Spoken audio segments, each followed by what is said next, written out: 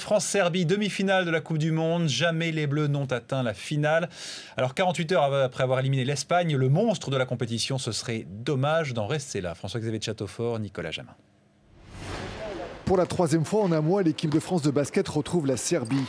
Après une défaite en match amical de préparation, les joueurs de Vincent Collet l'avaient emporté à l'arraché d'1 point face aux Serbes lors du premier tour de la Coupe du Monde. On a été dominé longtemps.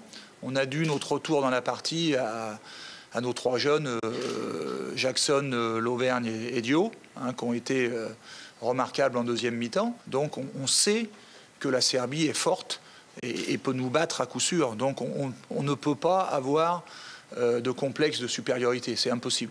Pas d'euphorie excessive pour les basketteurs français hier, malgré l'exploit face à l'Espagne, d'autant que les Serbes sont montés en puissance tout au long de la compétition.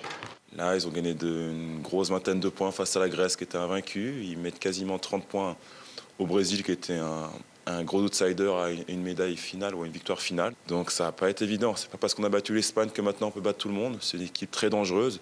Il va falloir être prêt, même plus prêt qu'hier. Concentrée, remobilisée, l'équipe de France est surmotivée à l'idée de se qualifier pour sa première finale de Coupe du Monde, d'autant plus face aux géants américains.